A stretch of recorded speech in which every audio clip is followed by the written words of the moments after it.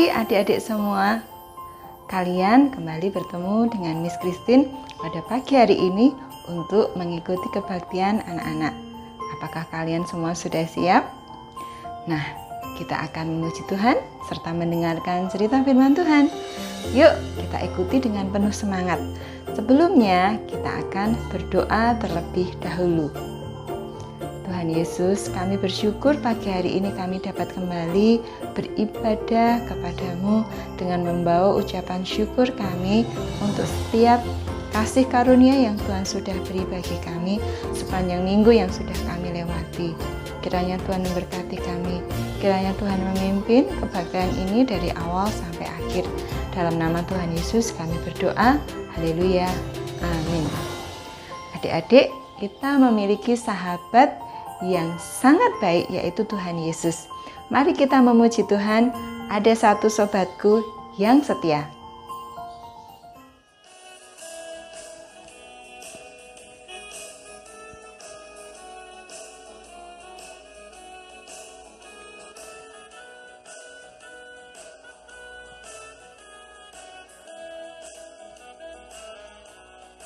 Ada satu sobatku yang setia,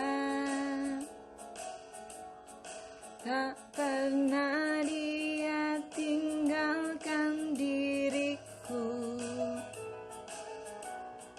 Di waktu aku susah, waktu ku sendirian, dia selalu menemani diriku. Namanya Yesus, namanya Yesus, nama Yesus yang menghibur hatiku. Namanya Yesus, namanya Yesus, nama Yesus yang menghibur hatiku. Namanya Yesus, namanya Yesus, nama Yesus yang menghibur hatiku. Namanya Yesus, namanya Yesus, nama Yesus yang menghibur hatiku. Nama Yesus yang menghibur hatiku. Sekarang tiba waktunya untuk kita memberikan persembahan bagi Tuhan. Adik-adik, persembahannya bisa ditransfer oleh Papa dan Mama ke rekening gereja yang sudah diinformasikan di warta gereja. Ataupun kalian bisa memasukkan uang persembahan di dalam amplop dan dititipkan kepada Mama Papa saat Mama dan Papa ke gereja.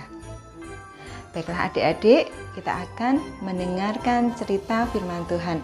Mari siapkan hati kita. Cerita firman Tuhan pada pagi hari ini berjudul Yohanes lahir. Bahan cerita dari Lukas pertama ayat 57 sampai 80. Untuk ayat hafalan 2 Petrus 3 ayat 9. Tuhan tidak lalai menepati janjinya. 2 Petrus 3 ayat 9. Tuhan tidak lalai menepati janjinya. Bapak ini adalah seorang imam. Siapakah namanya? Pada suatu hari, ia menjadi bisu. Kalian ingat mengapa Zakaria menjadi bisu? Ya, karena tidak percaya pada firman Tuhan yang malaikat katakan. Malaikat berkata bahwa ia akan mempunyai anak, tetapi Zakaria tidak percaya. Kemudian apa yang terjadi? Elisabet istrinya sungguh-sungguh mengandung. Tuhan menepati janjinya.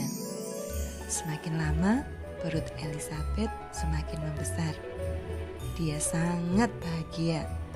Hatinya penuh syukur karena Tuhan sudah mendengar doanya. Demikian juga dengan Zakaria. Ia sudah tidak sabar lagi menanti kelahiran anaknya. Dan akhirnya saat yang dinanti-nantikan itu tiba. Elizabeth melahirkan seorang anak laki-laki yang sehat, tepat seperti yang sudah Tuhan katakan. Zakaria sangat bahagia. Ia memandang anaknya dengan heran dan takjub. Istrinya yang sudah tua itu melahirkan anak, sangat mengherankan. Puji Tuhan, Tuhan sudah menepati janji. Zakaria sangat bersyukur kepada Tuhan. Ia ingin berseru-seru memuji Tuhan, tetapi tidak dapat. Ia masih bisu. Ia hanya dapat memuji dalam hatinya. Tidak hanya Zakaria dan Elizabeth yang bahagia, seluruh teman-teman dan saudara-saudaranya juga bahagia. Mereka datang ke rumah Zakaria untuk menyambut bayi itu. Mereka menyanyi lagu-lagu pujian dengan alat musik. Semua senang. "Siapa nama bayi ini?" tanya salah satu ibu. Elizabeth tersenyum. "Beri nama Zakaria saja, seperti ayahnya," kata yang lain. "Ya, aku setuju," kata ibu itu. Aku juga, kata mereka semua. "Tidak," Elizabeth menjawabnya sambil menggelengkan kepala. "Namanya bukan Zakaria." Semuanya terkejut. "Ia harus diberi nama Yohanes," kata Elizabeth. "Apa? Yohanes? Aneh sekali," kata mereka. "Ya, di keluargamu tak ada yang namanya seperti itu," kata mereka lagi. "Lebih baik kita tanyakan saja pada Zakaria." Lalu mereka menghampiri Zakaria sambil bertanya, "Zakaria, anak ini akan diberi nama siapa?" Zakaria segera mengambil pensil dan kertas, lalu menulis nama Yohanes. "Yohanes?" seru mereka. "Ya, Yohanes," Zakaria berkata. "Oh, Zakaria dapat berbicara kembali." "Puji Tuhan," seru Zakaria.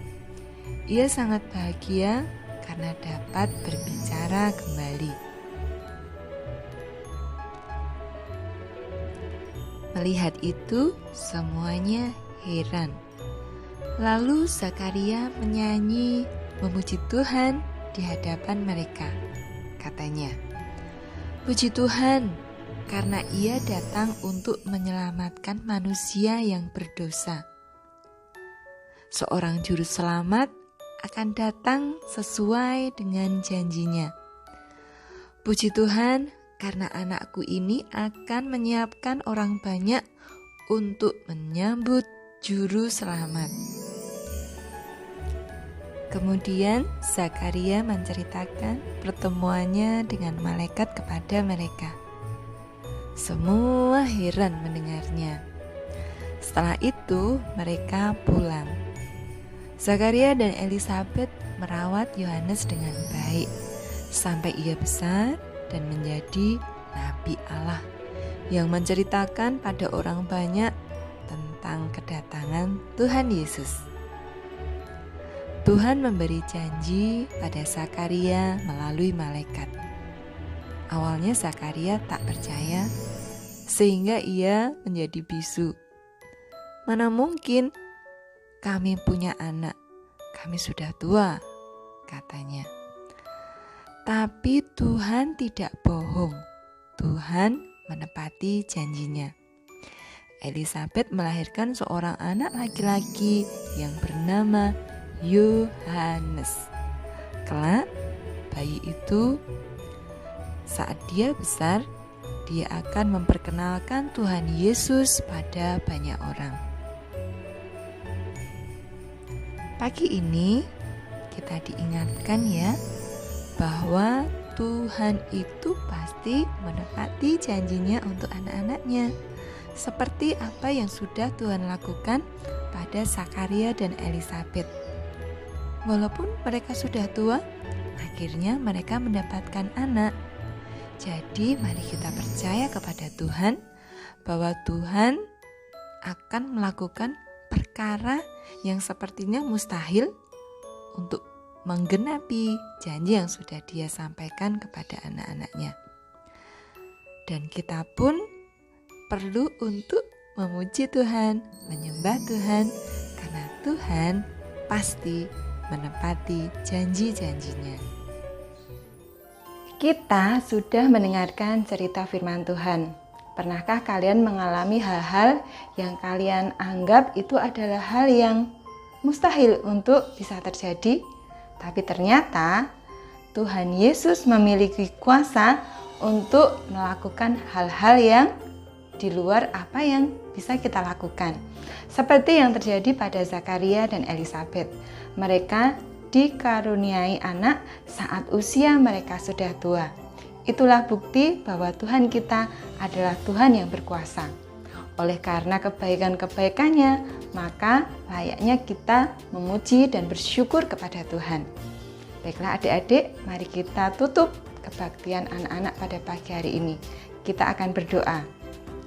Tuhan Yesus, terima kasih kami sudah memuji nama-Mu, kami sudah mendengarkan cerita firman Tuhan. Biarlah kami senantiasa setia menantikan janji Allah digenapi dalam kehidupan kami. Kami percaya kepada Allah yang penuh kuasa, yang sanggup melakukan hal-hal yang ajaib. Dan kami mau bersyukur, memuji Tuhan untuk setiap kebaikan yang Tuhan sudah berikan bagi kami. Terima kasih Tuhan, dalam nama Tuhan Yesus kami berdoa. Haleluya. Amin. Sampai ketemu lagi minggu depan. Tuhan Yesus memberkati kalian semua.